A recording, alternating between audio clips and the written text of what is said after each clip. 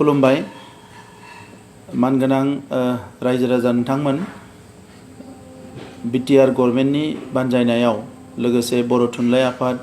दुलाराय बर' फरायसा आफाद CIT बड'लेण्ड इउनिभार्सिटी NIB आरो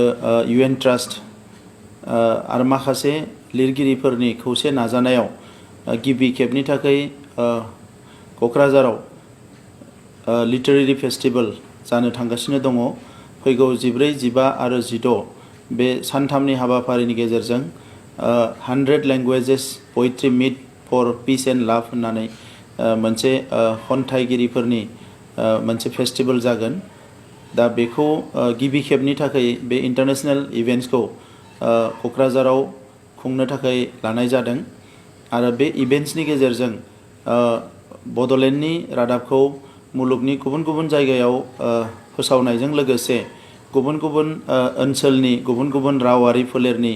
माखासे गागि लिरगिरि खन्थाइगिरिफ्रा फैनानै क'क्राझाराव बिथांमोना बाहागो लाफैगोन आरो जों मिजिंथिदों बे हाबाफारिनि गेजेरजों जोंनि गेजेराव गासैबो रोखोमनि थासारिया मोनसे सोलायनाय फैगोन आरो गोबाव सम सोमावसारनायनि उनाव बड'लेण्डनि जि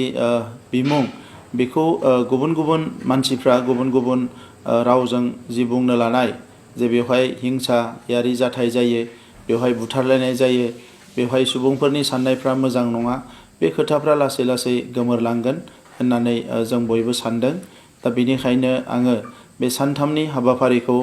जाफुंसार होनायजों लोगोसे 16 नभेम्बर खालारखालि जि जोबथा हाबाफारि जागोन बर' थुनलाइ आफादनि जोनोम सान खुंनायजों लोगोसे बे लिटारेरि फेस्टिवलनि जोबथा हाबाफारि जागोन जेराव आसामनि चिफ मिनिस्टार बिथाङाबो बाहागो लागोन। बे सानथामनि हाबाफारिनि जोबथा हाबाफारि 16 नभेम्बर खालि बर' थुनलाइ आफादनि जोनोम सान फालिनायजों लोगोसे बे खन्थाइ जि मोनसे फेस्टिवल बिनि जोबथा हाबाफारियाव आसामनि चिफ मिनिस्टार बयजोंबो मान होजानाय डक्टर हिमन्त बिश्व शर्मा बिथाङाबो बाहागो लाफैगोन आरो बे खन्थाइ जि मोनसे फेस्टिवल पोएट्री जि फेस्टिवल बिनि गेजेरजों बड'लेण्डनि आरो आसामनि जि मोनसे सान्थि आरो जौगानायनि जि थासारि गोदान मोनसे जुरिदों बियो गासैबो मुलुगाव भारतजों लोगोसे गासैबो मुलुगाव बेखौ फोसावनो हागोन। दा बेबायदि मोनसे गोदान मोनसे थासारि जोंनि गेजेराव फैगोन जेरावनोखि जों बयबो थांनाय 30-40 बोसोरनि जोंनि माखासे